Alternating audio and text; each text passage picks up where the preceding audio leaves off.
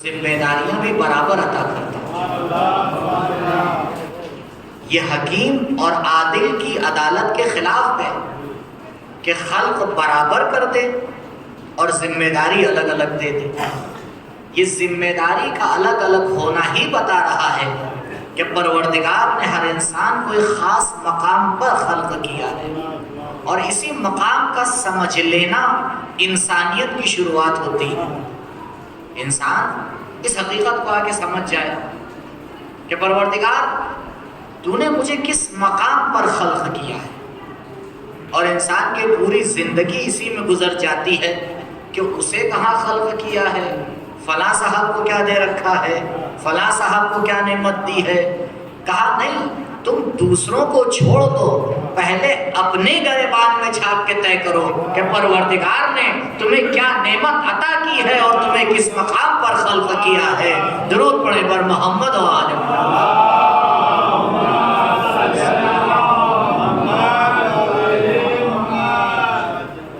یہ پہلا مسئلہ ہے انسانیت کا کہ انسان سب سے پہلے آئے اپنی صلاحیتوں کا اندازہ لگائے، اور جب اپنی صلاحیتوں کا اندازہ لگا لے تو اب اسے یہ سمجھنا ہے کہ میں کیسے ان صلاحیتوں کو پروان چڑھاؤں۔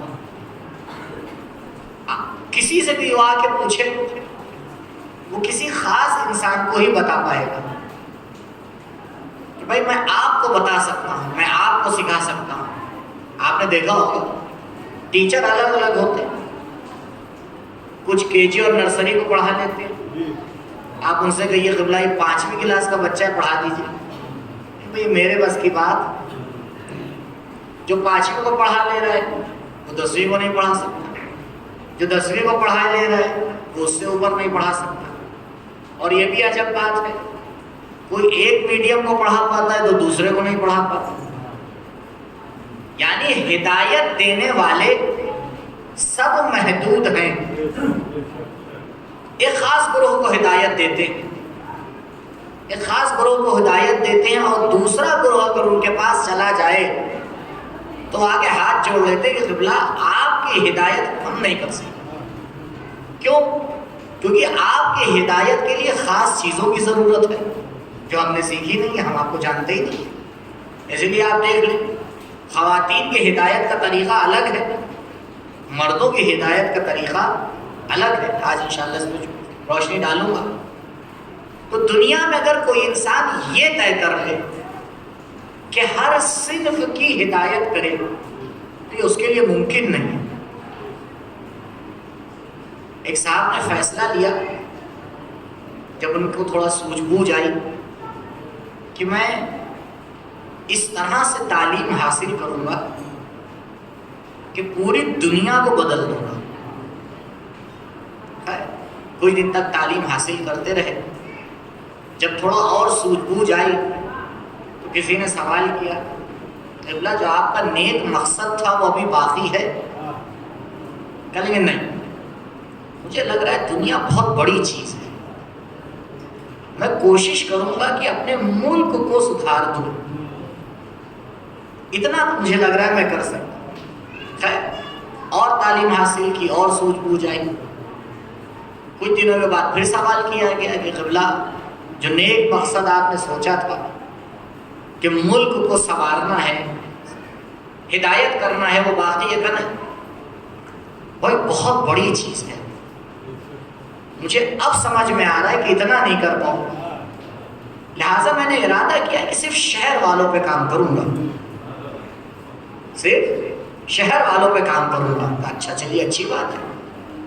خیر اور تعلیم حاصل کی اور آگے بڑھے اور سوجھ بوجھ آئی، پھر پوچھنے والے نے پوچھا کچھ برس کے بعد کہ قبلہ اب کیا ارادہ ہے، اب تو پیر نہیں لرز رہے ہیں، کا کیا بتائیں؟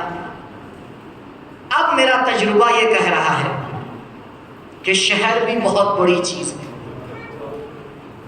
میں اگر اپنے فیملی کو سدھار لوں تو یہ بہت بڑی بات ہے، اور مجھے لگ رہا ہے کہ میرا مقصد یہی ہونا چاہیے، کاش میں نے پہلے سے یہ سوچ لیا ہوتا۔ اس نے کہا چلیے اچھی بات ہے۔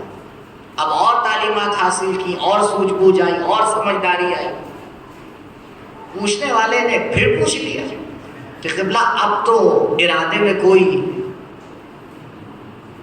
تسلسل نہیں آیا، ہلا نہیں، اپنی جگہ پر باقی ہے. کہا اب میری سمجھ میں آیا فیملی بھی بہت بڑی چیز ہے. اب میری سمجھ میں آیا ہے کہ مجھے اپنے کو سدھارنا ہے. اے کاش پہلے دن میں یہ سمجھ جاتا کہ مجھے اپنے کو ٹارگٹ کر کے کام کرنا ہے. اگر دنیا میں ہر انسان اپنا ٹارگٹ اپنے آپ کو بنا لے، دوسرے کے گریبان میں جھانکنا چھوڑ دے، تو چند دنوں میں یہ دنیا گلستان بن جائے گی. درود پڑھے بر محمد و آل محمد.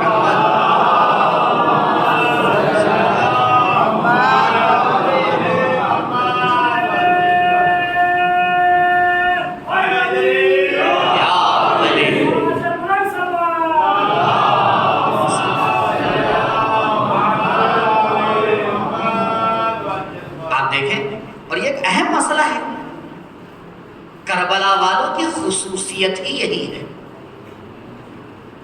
آپ ہر فرد کو دیکھیں کربلا کی، اس نے دو کام کیے.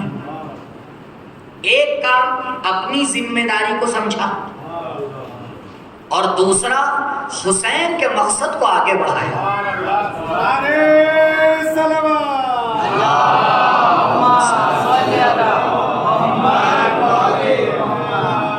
اپنے مقصد کو نہیں کہا، نہیں مجھے اپنے آپ کو پہچاننا ہے اور یہ دیکھنا ہے کہ میرے اندر کتنی صلاحیت ہے کہ اپنے امام کے مقصد کو آگے بڑھاؤں. عزیزوں اسی لیے جب کربلا والوں پہ سلام کیا جاتا ہے تو سب پر ایک ساتھ سلام کیا جاتا ہے. کہا کیا وجہ ہے کہ غلام بھی برابر ہوتا چلا آ رہا ہے، حبیب بھی برابر ہوتے چلے آ رہے ہیں، حور بھی برابر ہوتے چلے آ رہے ہیں. کہا وجہ یہی ہے کیونکہ سب کا مشن ایک تھا، ہمیں حسین کے مشن کو آگے بڑھانا ہے. سب کا مشن ایک تھا. تو آپ نے غور فرمایا انسان صلاحیتوں کے اعتبار سے الگ الگ، اور جب اس کی ہدایت کرنے چلیں گے تو پہلا مقصد یہ کہ انسان اپنی طرف توجہ رکھے. ابھی اور اس کے بارے میں بیان کروں گا آپ کی خدمت میں. لیکن ہر انسان ہر ایک سے ہدایت پا نہیں سکتا. کوئی کسی کے پاس ہدایت پاتا ہے، کوئی کسی کے پاس ہدایت پاتا ہے. کیونکہ اگر سب ایک ہی کے پاس ہدایت پا رہے ہوتے تو قبلہ اکثر ٹیچر فیل ہو جاتے، اکثر مولانا بھی بیکار ہو جاتے. کیوں؟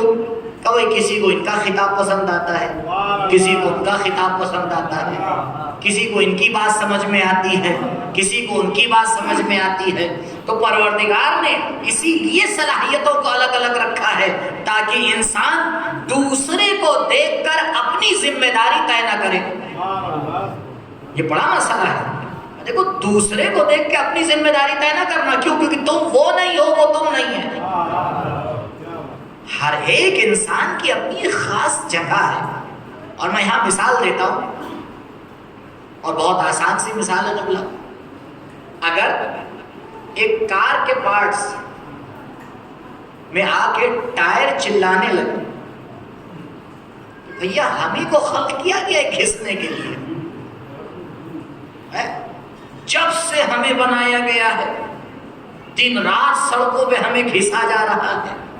اب تو ہم یہ کام نہیں کریں گے. اب تو ہمیں آپ سیٹ کی جگہ پہ رکھیے، تھوڑا ہم بھی تو آرام کر لیں. اور انجن آ کے کہے کیا میں جب دیکھیے چابی لگاتے ہم سے ہی کام شروع ہوتا ہے، بڑی مصیبت ہے، ہمیں تو کہیں اور لے جا کے رکھ دیجیے. تو اگر اس گاڑی کے پارٹس آ کے یہ کہنے لگے تو یہ بتائیے فیکٹری یہ کام کرے گی؟ کتنا بھی چلائیں کہا تمہارے چلانے سے کچھ نہیں ہوگا، کیونکہ اگر ہم تمہاری سن لیں گے تو پھر ہماری کہاں چلے گی؟ پھر گاڑی نہیں بننے والی، کچھ اور بن کے نکلے گا. تو عزیزوں گاڑی کو حق نہیں ہے کہ وہ فیکٹری کے مالک کو سکھائے. کہیں آپ نے دیکھا کہ وہ آئے فیکٹری کے مالک کو سکھائے کہ دیکھو نہیں پہیا یہاں رکھ دو، اسٹیئرنگ یہاں رکھ دو، سیٹ یہاں رکھ دو، انجن یہاں رکھ دو. کہیں تمہیں نہیں کہ جس پرزے کو جہاں پر فٹ کر دیا ہے وہ اپنی ذمہ داری کو صحیح سے نبھائے، کیونکہ اگر تم میں سے کسی ایک نے اپنی ذمہ داری کو پورا نہیں نبھایا تو پھر پوری کی پوری گاڑی کھڑی رہ جائے گی۔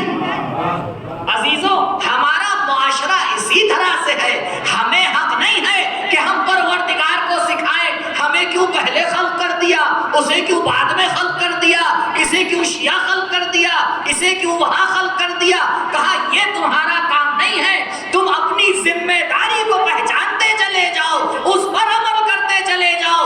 اگر تم نے عمل نہیں کیا تو پورا معاشرہ کھڑا کا کھڑا رہ جائے گا۔ درود پڑھیں پر محمد و آل محمد۔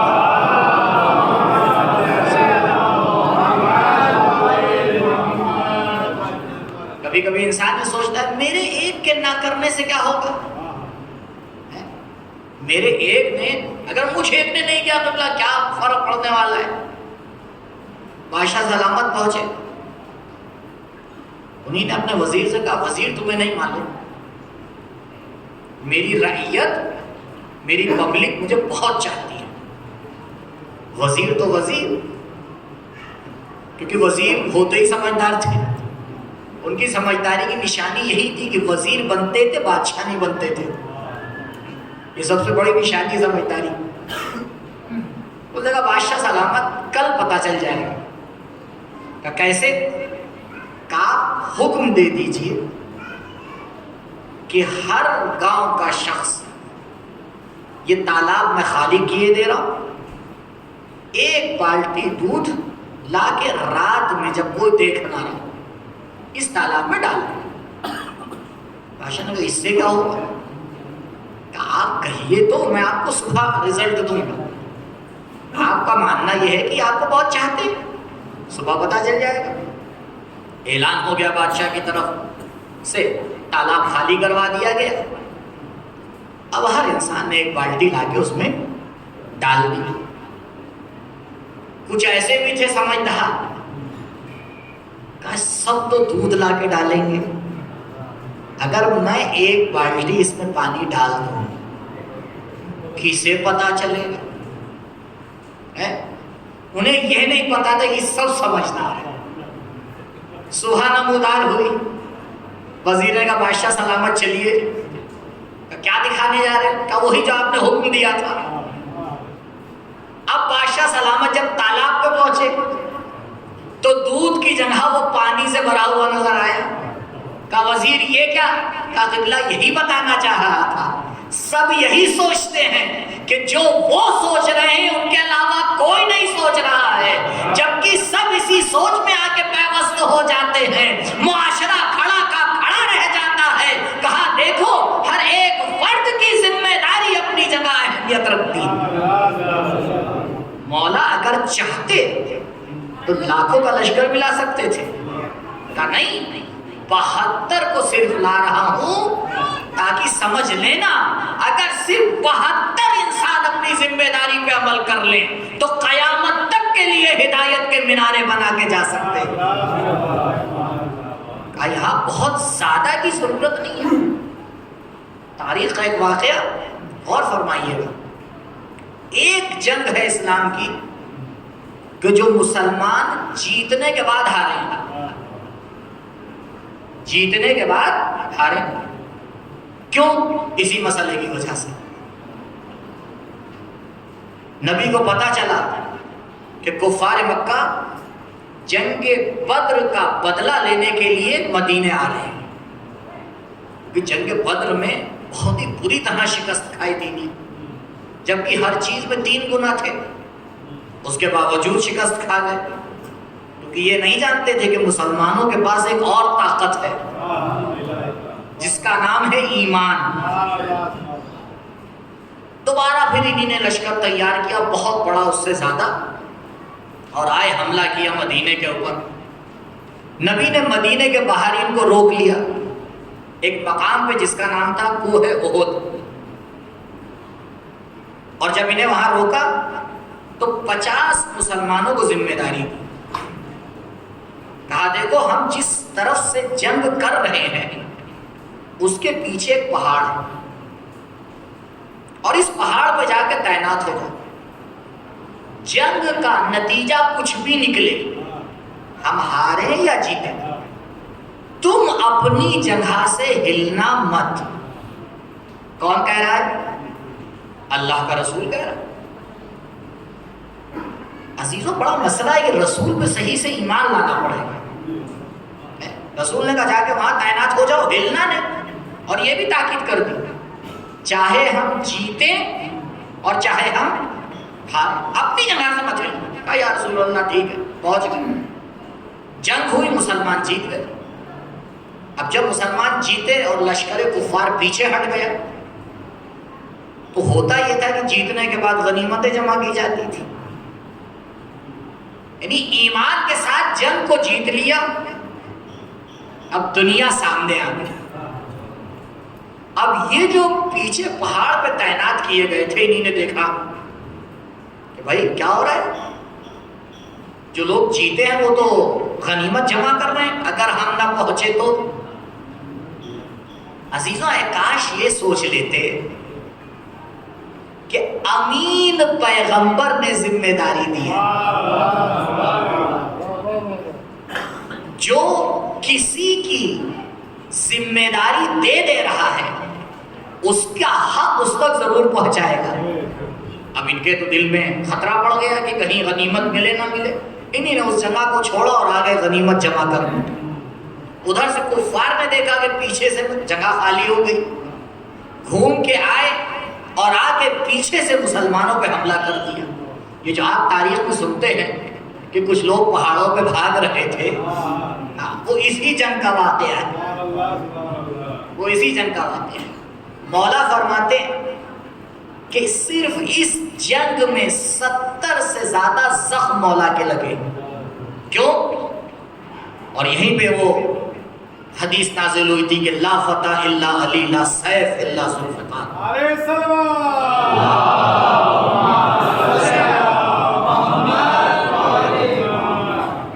یہاں تک کہ مسلمانوں میں مشہور ہو گیا کہ نبی قتل کر دیے. مسلمانوں نے بھاگنا شروع کر دیا. مولا نے ایک جملہ کہا، یہ بتاؤ اگر نبی قتل ہو گئے ہیں تو کیا نبی کا خدا بھی قتل ہو گیا؟ تم کس کے لیے جنگ کر رہے ہو؟ اگر خدا کے لیے جنگ کر رہے ہو تو تمہیں جیسے پہلے جنگ کر رہے تھے اب بھی کرنا چاہیے. نتیجہ جنگ احد کا آپ کے سامنے ہے کہ جیتی ہوئی جنگ مسلمان اس لیے ہارا کہ کچھ لوگوں نے اپنی ذمہ داری پر عمل نہیں کیا. عزیزوں معاشرہ یہی بتاتا ہے کہ دیکھو معاشرے میں کسی کو حق نہیں ہے کہ وہ آگے یہ کہے کہ پیچھے ہٹ جائے. ہم سے کیا مطلب؟ یہ جملہ تو کربلا والوں کیا ہوتا ہی نہیں ہے. اب اگر ہدایت پانا ہے آگے آگے بڑھے کا مولانا نہیں ہو سکتا کہ ایک انسان سب کی ہدایت کر دے. لیکن عزیزوں مسئلہ یہ ہے ہدایت سب کی ہونا ہے اور ایک ہی راستے پر ہونا ہے، کیونکہ صراط مستقیم کے علاوہ کوئی حق کا راستہ ہے ہی نہیں. اب مسئلہ بڑا عجیب ہے، راستہ ہے ایک اور ہدایت پانے والے ہیں مختلف طریقے کے. اب کوئی تو کائنات میں ایسی مثال ہونا چاہیے کہ جو ایک بھی ہو اور مختلف بھی ہو. کیوں؟ کیونکہ راستہ ایک ہے اور ہدایت پانے والے کیا ہیں؟ مختلف ہیں. کسی کا مزاج کچھ ہے، کسی کا مزاج کچھ ہے، کسی کا سن کچھ ہے، کسی کے تقاضے کچھ ہیں، کسی کی صلاحیت کچھ ہے. اگر کربلا نہ ہوتی یہ ہدایت کا راستہ بند ہو جاتا. حسین نے کربلا کو انسانیت کی معراج بنایا. کہا دیکھو اب جسے بھی ہدایت پانا ہے اگر 6 مہینے کا ہے یہاں ہدایت موجود ہے، اگر 13 سال کا ہے یہاں ہدایت موجود ہے، اگر 18 سال کا ہے تب بھی یہاں ہدایت موجود ہے، اگر مرد ہے تب بھی ہدایت موجود ہے، اگر خاتون ہے تب بھی ہدایت موجود ہے. درود پڑھے پر محمد و آل محمد.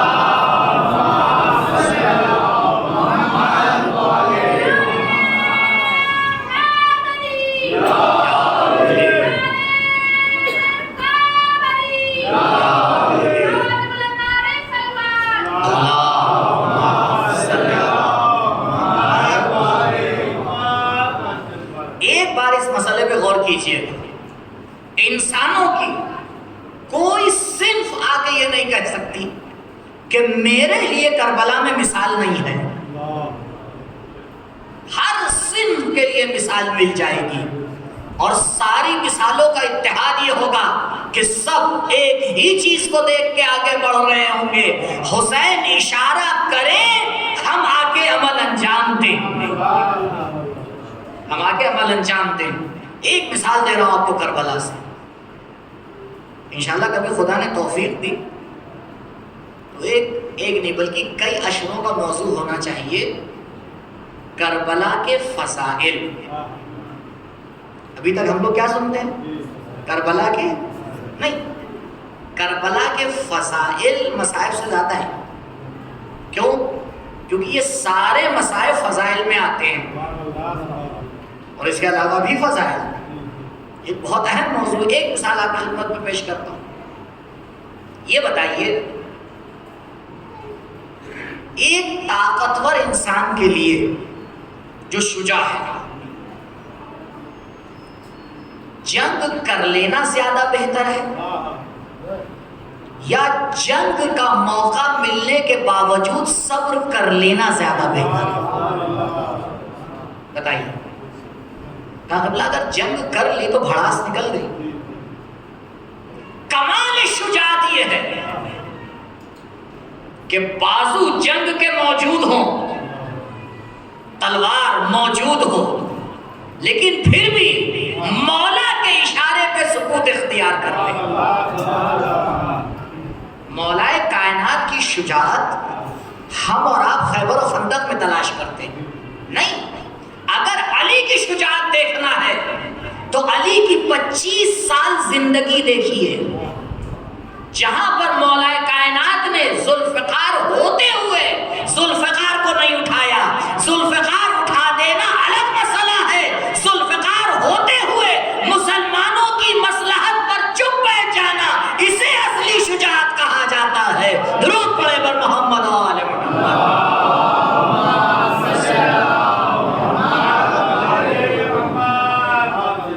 اصلی شجاعت یہ ہوتی ہے. اختیار ہے لیکن اختیار کا استعمال نہیں ہے. کیا سرکار وفا کو مولا نے لشکر کا سردار نہیں بنایا تھا؟ اچھا، اگر کسی کو لشکر کا سردار بنا دیا جائے اور اسے فیصلے لینے کا حق نہ دیا جائے، آپ کہیں گے ایسا سردار کیسا بھائی؟ یہ بنایا کس لیے ہے؟ سردار بنایا ہی اسی لیے جاتا ہے کہ جنگ میں اہم فیصلوں کو لے. آئیے تاریخ کربلا دیکھیے، معراج انسانیت. امان نامہ آتا ہے شب عاشور، چند لوگ لے کے آتے ہیں. کس کے لیے؟ سرکار وفا کے لیے. کہ عباس تمہارے لیے امان نامہ لے کے آئے. امام حسین علیہ السلام نے بھیجا، کہا جاؤ خود بات کرو. اب آپ بتائیں کون یہ کہے گا کہ بغیر اختیار کے جا رہے تھے؟ پورا اختیار لے کے جا رہے تھے. گئے، گفتگو کی، واقعہ آپ کے پیش نظر ہے. کیا کہا؟ کہا ایک خط کھینچ رہا ہوں، آگے نہ بڑھنا جب تک میں امام سے پوچھ کے نہ آؤں کہ یہاں کیا کرنا ہے. بہت اہم مسئلہ یہاں پر. عزیزوں، ایک بات پوچھوں گا سرکار وفا سے. مولا، آپ تو مدینے بھی میں موجود تھے، آپ نے تو بھائی کا یہ نعرہ سنا تھا، مثلی لا یبایع مثلا، مجھ جیسا اس جیسے کی بیعت کر ہی نہیں سکتا. تو یہاں تو فیصلہ لینے میں آپ کو شک ہی نہیں کرنا چاہیے. آپ سیدھے سیدھے آ کے کہہ دیجئے جو امان نامہ لے کے آئے ہو واپس چلے جاؤ. یہ روکنے کی کیا ضرورت ہے؟ جا کے پوچھنے کی کیا ضرورت ہے؟ نہیں. کربلا سیاست کا میدان نہیں ہے، انسانیت کا عروج ہے. اگر میں یہاں پر جواب دے دوں گا، دے سکتا ہوں، پورا مجھے اختیار ہے، مجھے پورا اپنے بھائی کے مسائل کا پتہ ہے، مجھے پورا علم ہے، کہ میرا بھائی جواب کیا دے گا، لیکن اس کے باوجود بھی جواب نہیں دے رہا ہوں. یہ نہیں کہ دے نہیں سکتا، یہ کلیئر ہونا چاہیے کہ جواب دے سکتے تھے. کیونکہ بعض اوقات ہمارے ذہنوں میں یہ ڈال دیا جاتا ہے کہ نہیں مولا جواب نہیں دے سکتے تھے، گئے تھے امام سے پوچھنے. جی نہیں، وہ انسان جو لوح محفوظ کا مطالعہ کرتا ہو، جو لوح محفوظ کا مطالعہ کرتا ہو، وہ جواب اس کے پاس نہیں ہوگا تھا. لیکن مسئلہ یہ جواب دیا کیوں نہیں؟ کہا دیکھو اگر میں جواب دوں گا تو تاریخ لکھے گی عباس نے جواب دیا، لیکن جب مولا سے پوچھ لوں گا تو تاریخ لکھے گی حسین نے جواب دیا. میں یہ نہیں چاہتا ہوں کہ تاریخ میں عباس کا نام ثبت کیا جائے، ہر جگہ حسین کا نام ہونا چاہیے. لہذا اختیار رکھتے ہوئے بھی جواب نہیں دوں گا، تاکہ میری سیرت سے تم سیکھو جہاں امام موجود ہوتا ہے وہاں ہمیں کہنے کی ضرورت نہیں ہوتی ہے. درود پڑھے بر محمد اور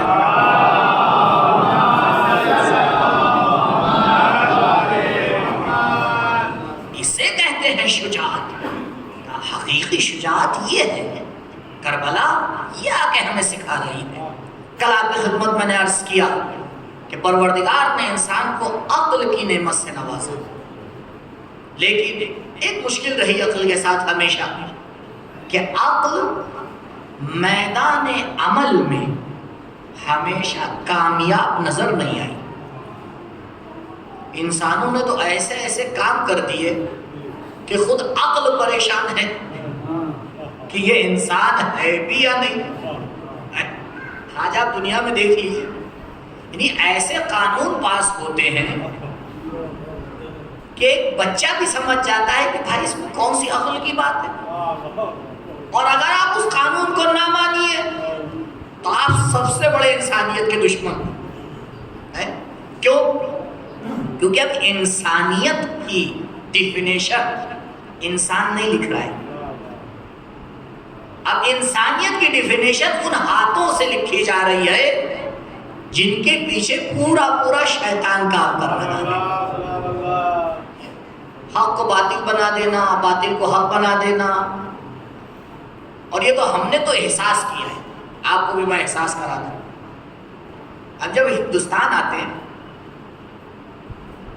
تو میڈیا سے جب آپ اطلاع حاصل کریں گے تو بس لگتا ہے آج نہیں تو آج رات، کل کا دن نہیں آئے گا ایران پہ حملہ ہو جائے گا. اگر تھوڑا بہت آپ میڈیا دیکھیں تو ایسا ہی ہے یا نہیں ہے؟ ہمیں یہاں دھیرے دھیرے ہمیں خود احساس ہونے لگتا ہے. ابھی جب یہاں سے واپس جاتے ہیں تو پتہ چلتا ہے یہ ساری خرافات ہے. اب بھائی جو وہاں رہ رہا ہے، پورے ماحول کو دیکھ رہا ہے، اسے تو کوئی احساس نہیں ہے، اور تمہیں کہاں سے احساس ہو گیا؟ عزیزو یہ ہے آج کی سیاست، یہ ہے آج کی. میں آپ کو 2006 کا واقعہ بتاتا ہوں، 6 یا 7، بس اس سے زیادہ نہیں ہوتا. بہت سے لوگوں کو تو اس زمانے میں عمر ہی ان کی کیا رہی ہوگی. ایک بچہ ایک گڈھے میں گر گیا تھا، کسی کو نام یاد ہے اس کا؟ معلوم ہے بڈھے ہیں یہاں، یعنی سر رسیدہ افراد ہیں، یاد ہے اس زمانے. ہاں جناب پرنس جو ہے وہ گڈھے میں گر گئے تھے. بھائی ایک ہی بچہ تھا نا. جو لوگ اسے بچا رہے تھے ان سے پوچھتے کہ ہندوستان میں روز بھوک سے کتنے بچے مر جاتے ہیں. ایک ہی بچے کو تو بچا رہے تھے اور پورا میڈیا لگا ہوا تھا. جس چینل کو آپ کھولتے اب دودھ دیا جا رہا ہے، اب پانی پہنچایا جا رہا ہے، اب کرین کا اتنا حصہ اترا ہے، اور بے وقوف پبلک آنکھیں ٹکائے بیٹھی تھی. ایسے ہی تھا یا نہیں تھا؟ اللہ اکبر. عزیزو شرم آتی ہے انسانیت کے اوپر. کیوں؟ کیونکہ ہم متوجہ ہی نہیں تھے ہو کیا رہا ہے. میں اس زمانے میں دہرادون میں مجلس پڑھ رہا تھا تو میں نے بات پڑھی میں نے کہا آپ کو یہ نہیں معلوم یہ ہو کیوں رہا ہے؟ آخر کیوں پورا میڈیا ایک بچے کے پیچھے پڑا ہوگا؟ انسانیت دکھا رہے نہیں؟ ارے انہیں انسانیت دکھانا ہوتی تو پہلے بھوکوں کا انتظام کرتے، انہیں انسانیت دکھانا ہوتی تو پہلے پبلک کے مسائل آ کے حل کرتے۔ یہ انسانیت نہیں دکھا رہے تھے، یہ انسانیت کی آڑ میں خون بہا رہے تھے۔ کیوں؟ کیونکہ وہی زمانہ تھا کہ جب اسرائیل نے لبنان پہ حملہ کیا تھا اور سینکڑوں بچے اس حملے میں مارے جا رہے تھے۔ اب مسئلہ یہ تھا کہ پبلک کے ذہن کو ڈائیورٹ کرنا تھا، کہا بچوں سے ذہن کو ہٹانا ہے تو بچے کا ہی سہارا لینا پڑے گا۔ اسے کہتے ہیں شیطانی سیاست۔ حسین نے اسی سیاست کی نقاب کو اتار کے بتا دیا کہ میرا علی اصغر تمہیں بتائے گا کہ سیاست شیطانی کیا ہوتی ہے، رحمانی کیا ہوتی ہے۔ درود پڑھے بر محمد و آل محمد۔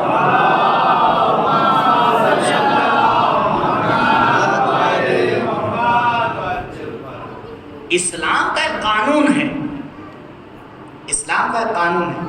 دیکھیے یہ قانون اور یہ فقہی مسئلہ تو ہم اور آپ سب جانتے ہیں، کیونکہ آج ارادہ ہی میں کر کے آیا تو کچھ باتیں آپ تک پہنچانا ہے انشاءاللہ۔ سب ہم آپ جانتے ہیں کہ غیبت کیا ہے، حرام ہے نا۔ 2 منٹ میرے ساتھ رہیے گا تاکہ پورا مسئلہ حل ہو جائے۔ 10-12 منٹ ہے انشاءاللہ پورا کر دوں۔ یہ بتائیے غیبت سچ بولنا یا جھوٹ؟ سارا مسئلہ یہی ہے۔ غیبت جو حرام ہے وہ اس وجہ سے نہیں ہے کہ جھوٹ ہے۔ 2 دوست گئے ایک ساتھ سفر میں مسافرت، اب تو بھائی ٹرین کا ٹائم آپ کے ہاتھ میں نہیں ہے، پہنچنے کا ٹائم تو بالکل آپ کے ہاتھ میں نہیں ہے، بالکل رائٹ ٹائم پہنچتی ہے لیکن دوسرے دن، اتنا فرق ہوتا ہے۔ وہ آپ کو ہمارے ہاتھ میں تو ہے نہیں۔ اب وہ 2 دوست بیچارے ایک ساتھ سفر کر رہے تھے، اب نماز صبح کا ٹائم تھا یا جو بھی تھا، اب ایک نے کسی طرح سے اتر کے کسی اسٹیشن پہ پڑھ لیا اور دوسرے ساتھ نہیں پڑھتا، زمانہ بیت گیا، بات ہو گئی۔ اب کسی نے وہ صحابی جنہیں نے نماز نہیں پڑھی تھی غلطی سے ان کے سامنے جنہیں نے نماز پڑھی تھی تعریف کر دی۔ ارے کیسی بات کر رہے ہیں، میں خود گواہ ہوں۔ یہ سچ بول رہا ہے یا جھوٹ؟ سچ بول رہا ہے نا۔ اسلام نے کہا ایسے سچ کو ہم نہیں مانتے۔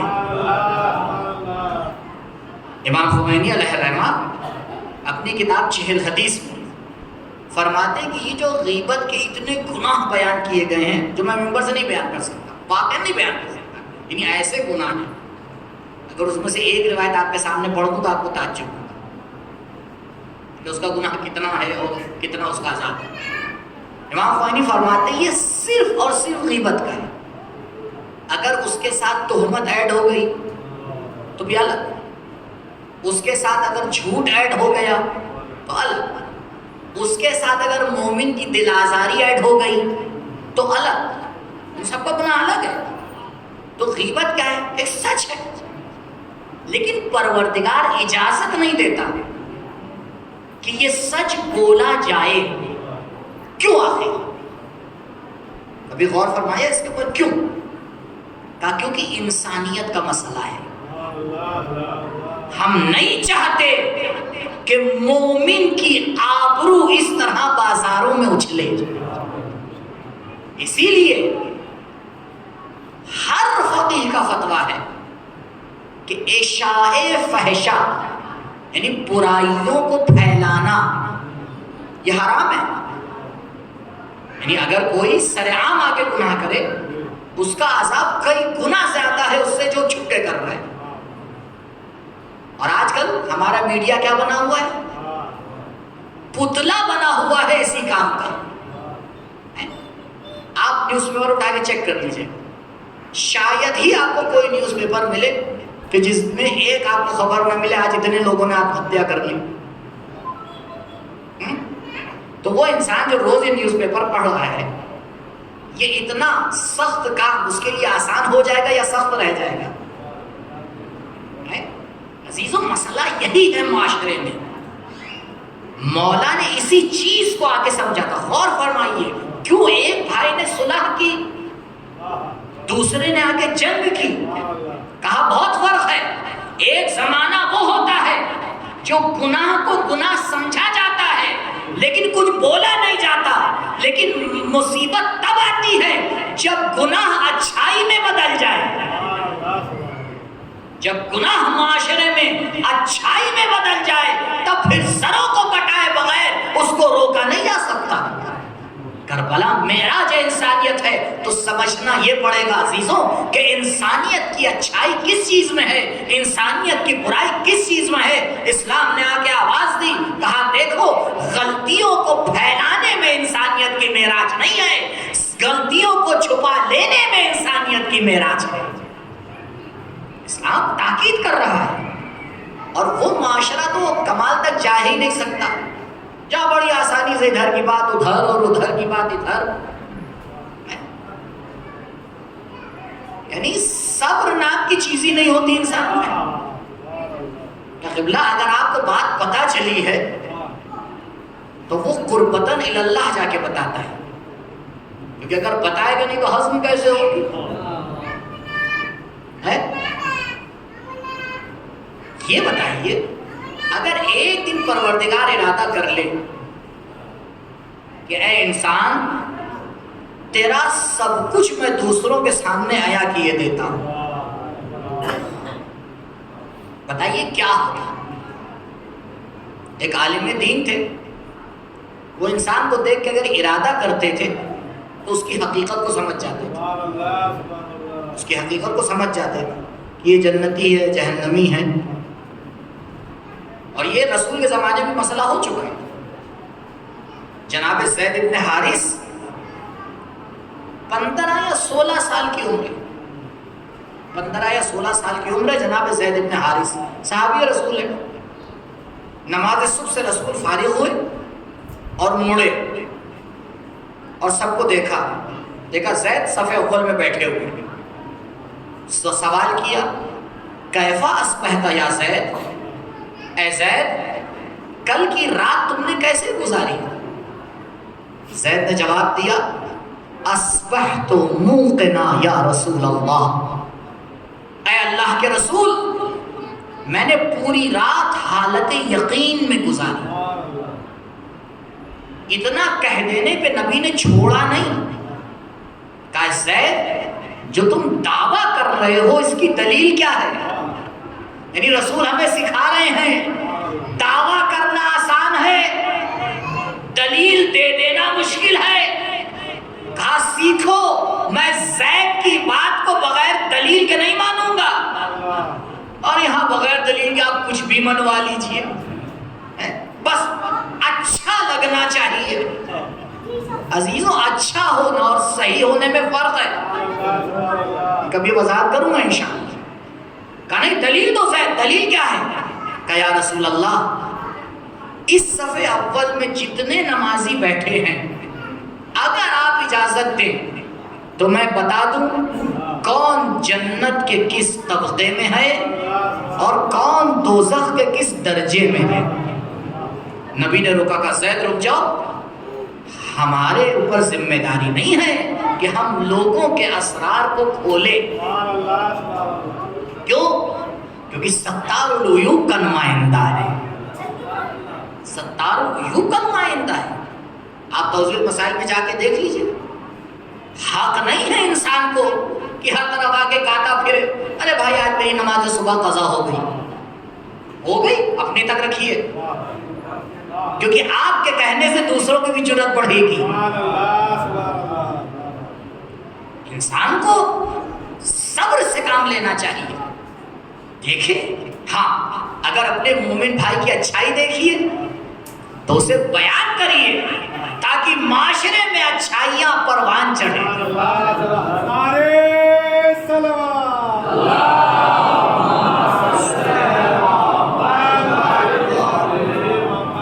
کربلا میں جتنے موجود تھے سب ایسا نہیں ہے کہ بہت ہی اعلیٰ درجے کے انسان تھے.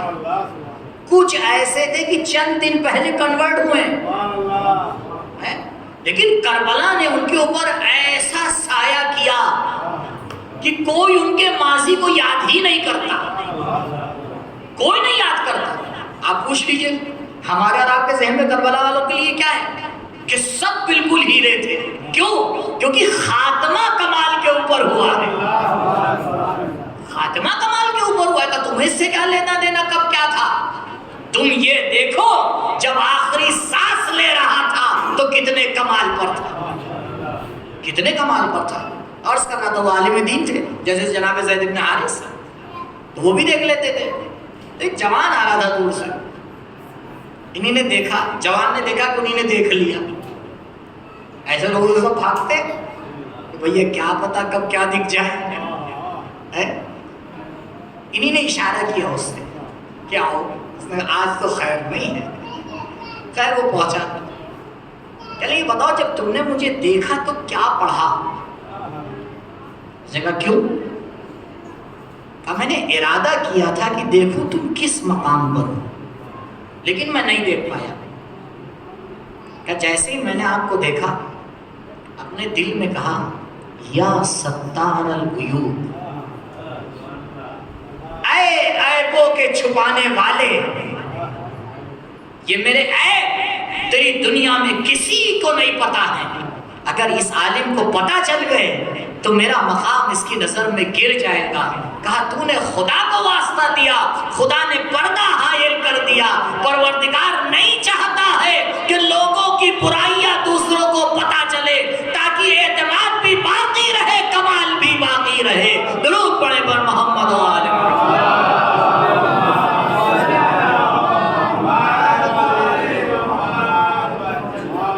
بہت اہم مسئلہ ہے کہ ہم آگے کنٹرول کریں۔ میڈیا آپ کے ہاتھ میں نہیں ہے، اپنا گھر تو آپ کے ہاتھ میں ہے،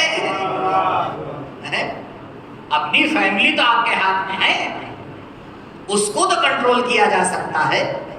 کہا دیکھو اس گھر میں اچھائیوں کے علاوہ بات نہیں ہوگی، اچھائیوں کے علاوہ بات نہیں ہوگی۔ کیا پتا عزیز کب کون انسان حر بن جائے اور کب کون انسان ابن ملجم بن جائے۔ تاریخ نے مثالیں دے کے ہماری یقین کو بڑھا دیا۔ اگر تاریخ میں یہ مثالیں نہ ہوتی تو ہم اور آپ سے بات ہی کرتے، یعنی مثالیں موجود ہیں۔ جب مولا نے کوفے میں آ کے حکومت کو سنبھالا تو جو یمن کا گورنر تھا اسے خط لکھا۔ کیوں؟ کیونکہ یمن والے مولا کے ہاتھ پہ شیعہ ہوئے تھے، ایمان لائے تھے، اور مولا جب غدیر میں آئے ہیں، میدان غدیر میں حج میں، تو یمن سے ہی آئے تھے، کافی مولا کا یمن آنا جانا تھا۔ تو مولا نے خط لکھا کہ مجھے تمہارے بہترین سپاہیوں میں سے 100 لوگ چاہیے، کیونکہ حکومت چلانے کے لیے لوگوں کی ضرورت ہوتی ہے۔ میں دوبارہ تکرار کروں پھر سے، حکومت چلانے کے لیے، حکومت چلانے کے لیے اچھے انسانوں کی ضرورت ہوتی ہے۔ دعائیں روز ہو رہی ہیں، آ جائیے، ادھر سے آواز ہوتی ہے بلاؤ تو،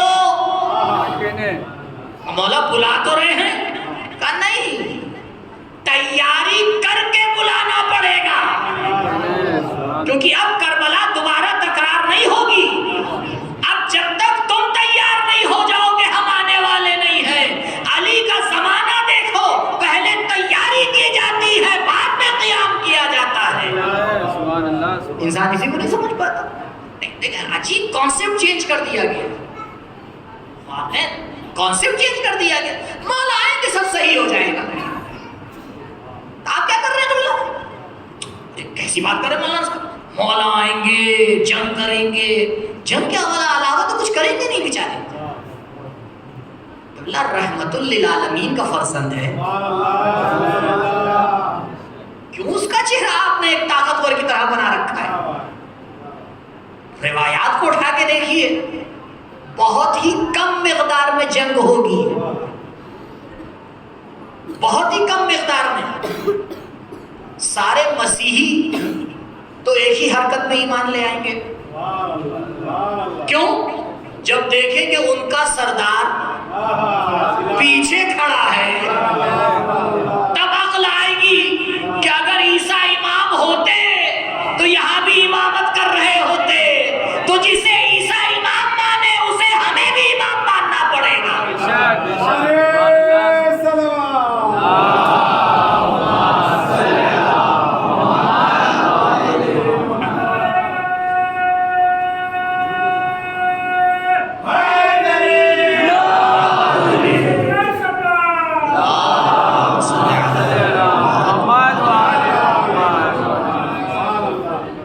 اور یہ معاشرے کا قانون ہے، آپ ذرا سا زور دیجئے اچھائیوں پہ، خود بخود اچھائیاں نکلیں گی، اور ذرا سا زور دیجئے برائیوں پہ، برائیاں ہی برائیاں نکلیں گی۔ کربلا اگر معراج انسانیت بنے گی تو اس قوم کے لیے بنے گی جو معراج چاہے، بغیر چاہے تو کچھ نہیں ہوگا۔ مولانا نے خط لکھا ہے، اب یمن کے گورنر نے 1000 سپاہی آ کے چنے،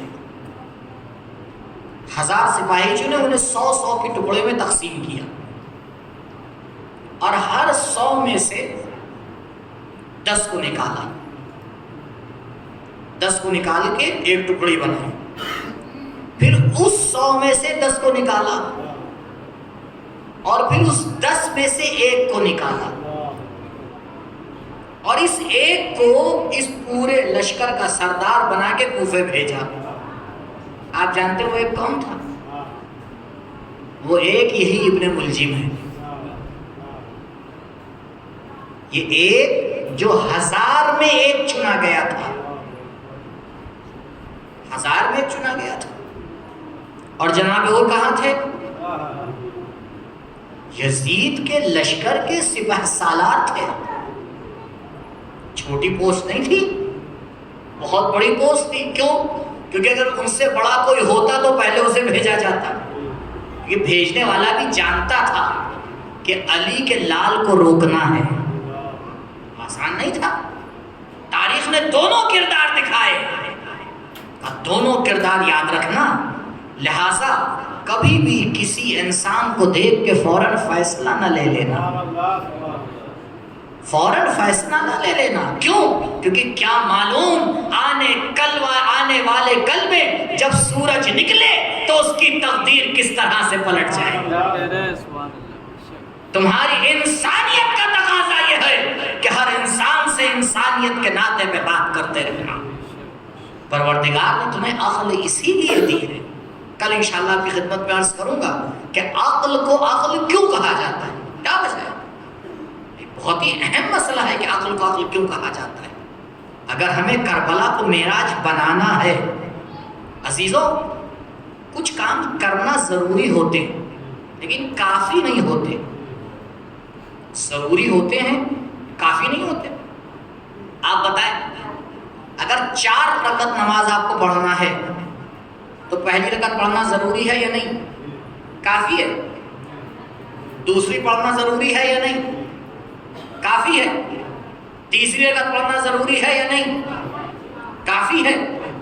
جب تک چاروں پوری نہ ہو جائیں، جو بات کبھی کہنے جا رہا ہوں کبھی کبھی اس سے غلط مطلب نکال لیا جاتا ہے۔ ضرورت الگ چیز ہے، کافی ہونا الگ چیز ہے۔ بس اس جملے کو یاد رکھیے، بات ختم۔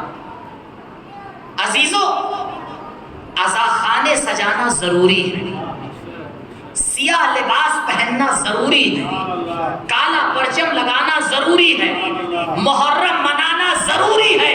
یہ ضرورتوں کا نام ہے، کفایتوں کا نام نہیں ہے۔ کہیں یہ نہ سمجھ لینا کہ بس اتنا کر کے تم نے سب کچھ کر دیا۔ کربلا سجانے کے لیے نہیں آئی ہے، بنانے کے لیے آئی ہے۔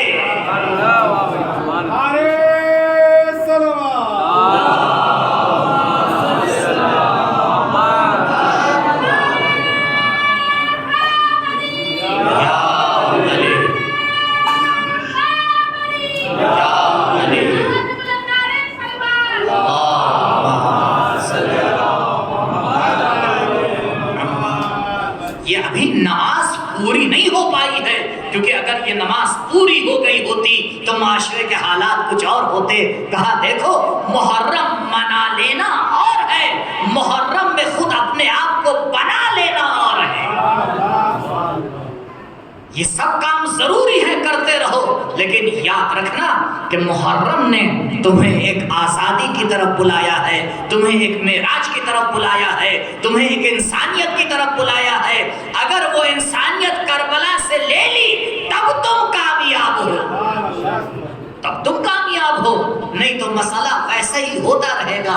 آپ دیکھیں سال آتے ہیں گزر جاتے ہیں، برس آتے ہیں گزر جاتے ہیں، اور تعجب ہوتا ہے وہ انسان جہاں پر تھا وہیں پر ٹکا رہتا ہے، وہیں پر ٹکا رہتا ہے۔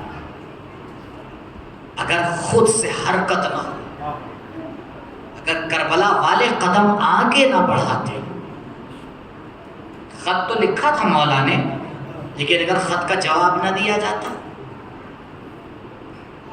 بلایا تھا حسین نے، لیکن اگر کوئی بلانے پہ لبیک نہ کہتا تو ضرورت اس بات کی ہے کہ آگے بڑھنا سیکھیں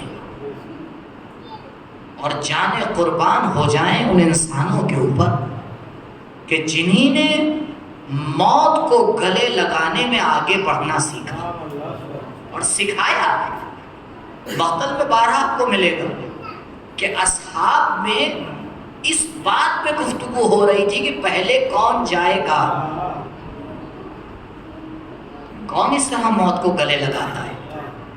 کہا نہیں، کربلا سکھاتی ہے کہ اگر ظلم کو ختم کرنے کے لیے موت کو گلے لگانا پڑے تو آگے بڑھ جائے۔ لیکن ہاں آزادارو، ایک بار مرنا آسان ہے، لیکن زندہ رہ کر بار بار مرنا یہ بڑا مشکل مقام ہے۔ جو بھی کربلا میں شہید ہوا، زینب شہادت میں ساتھ ساتھ ہے، علی اکبر کا جنازہ آیا، زینب شریک حسین ہے، قاسم کا پامال لاشا آیا، زینب شریک حسین ہے۔ اسی لیے تو بی بی کا لقب ہے شریکۃ الحسین، جو حسین کے ساتھ شریک رہی۔ آپ بتائیں کون سا ایسا مقتل سے جنازہ آیا ہوگا کہ جس میں زینب شریک نہ رہی ہو؟ جب حسین کو شہید کیا جا رہا تھا تب بھی حسین شریک تھی، تب بھی زینب شریک تھی، آواز دے رہی تھی اے پسر سعد تو دیکھ رہا ہے اور زینب کا ماجایا شہید کیا جا رہا ہے، لیکن آزادار ہو ذرا سا تصور کیجیے، ارے شہادت حسین کے بعد اب جتنے بھی مصائب ہو رہے ہیں سب میں زینب اکیلی ہے جو اس کاروان کو لے کے آگے بڑھ رہی ہے۔ راوی کہتا ہے کہ میں اپنی چھت پر تھا، ایک مرتبہ میں نے دیکھا کہ نیزے پہ ایک سر ہے جو قرآن کی تلاوت کرتا ہوا جا رہا ہے، اور اس کے پیچھے کچھ ناقے ہیں جن پر کچھ بیویاں سوار ہیں، ارے کچھ بچے ہیں جنہیں اونٹوں سے باندھ دیا گیا ہے۔ اللہ اکبر، یہ کارواں کوفے پہنچتا ہے، لیکن یہ وہی کوفہ ہے جہاں زینب پہلے بھی آ چکی ہے۔ شاید بی بی نے کوفے کی دیواروں کو دیکھا ہو، آواز دی ہو بابا، ارے جب پہلے ہمیں کوفے میں لایا گیا تھا رات کی تاریکی تھی، آواز دی جا رہی تھی لوگوں اپنے گھروں میں رہنا، علی کی شہزادی کوفے میں آ رہی ہے۔ اللہ اکبر۔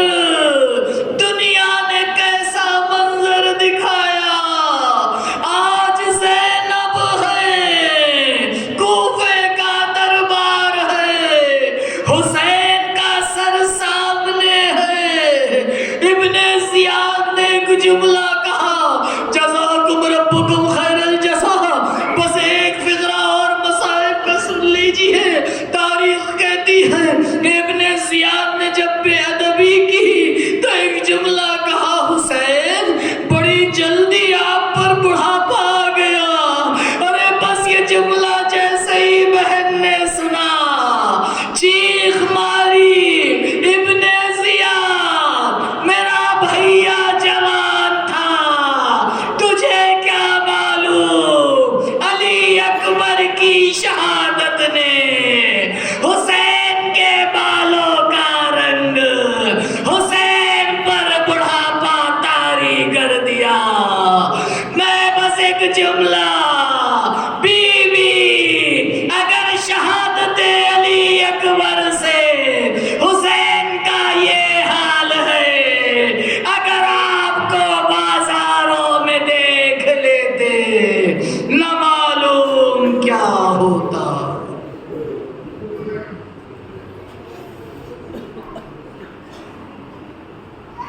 الا لعنۃ اللہ علی القوم الظالمین، سیعلم الذین ظلموا ای منقلب ینقلبون، انا للہ و انا الیہ راجعون۔ رضا بقضائہ و تسلیما لامرہ، لا معبود سواک یا غیاث المستغیثین۔ بار الہ امام کے ظہور میں تعجیل فرما، ہمارا نام ان کے اعوان و انصار میں شمار فرما۔ بار الہ پرچم اسلام کو سر بلند فرما، پرچم کفر و نفاق کو سرنگوں فرما۔ میرے معبود تیری توحید